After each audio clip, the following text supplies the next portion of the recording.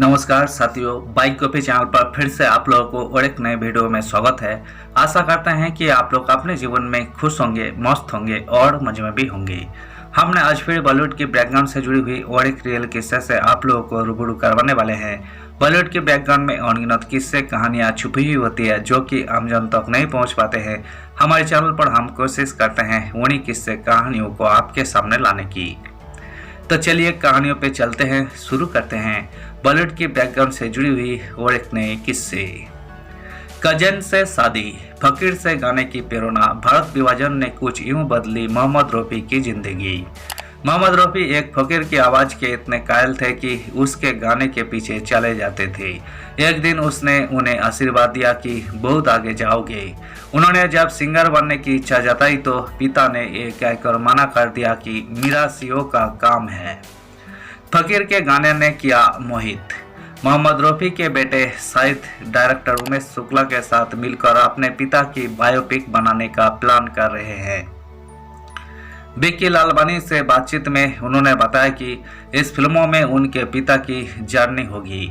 शाहिद बोले, मैं दिखाना चाहता हूं कि 8 और 9 साल की उम्रों से उन्होंने कैसे गाना शुरू किया, कैसे वही लाहौर की गलियों में गाकर निकलने वाले फकीर से इंस्पायर हुए जो कि एक तरह बजाता था। मेरे पिता चुपचाप उसकी आवाज़ के पीछे चले जाते थे। एक बार फकीर ने पूछा कि वही उसका पीछा क्यों कर रहे हैं। मेरे पिता ने बताया कि उन्हें उसकी आवाज़ से प्यार हो गया है और फकीर जो गाना गाता है उस पर मोहित हो गए हैं। फकीर ने उन्हें आशीर्वाद दिया और कहा कि बहुत आगे जाएंगे। मोहम्मद रफ़ी का बचपन लाहौर में बीता और सिंगर बनने की चाह में वही मुंबई आ गए। भारत का विभाजन हुआ तो उन्हें पहली पत्नी से अलग होना पड़ा, लेकिन वही अपने बेटे को साथ ले आए। उनके बेटे शाहिद ने एक पॉडकास्ट में बताया कि उन्हें काफ़ी समय तक नहीं पता था कि उनके बड़े भाई की मां कोई और है।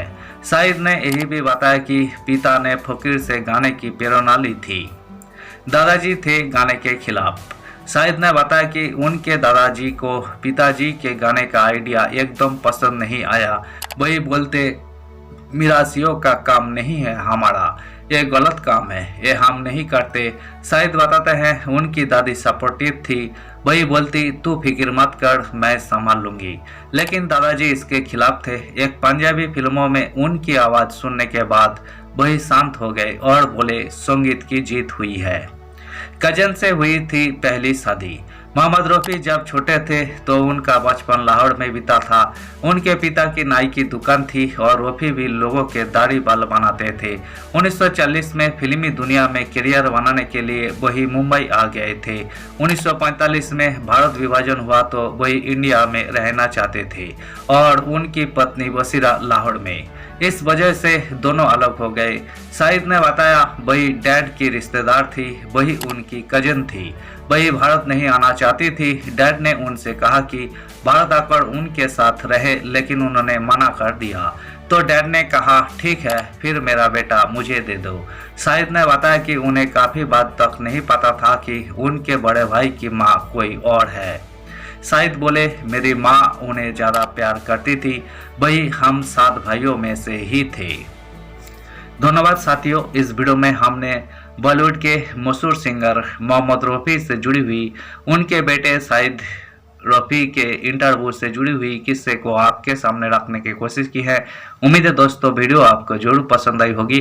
वीडियो पसंद आए तो लाइक कर दीजिएगा। चैनल पर नए आए हैं तो प्लीज़ एक सब्सक्राइब कर दीजिएगा। मिलते हैं नेक्स्ट वीडियो में। धन्यवाद।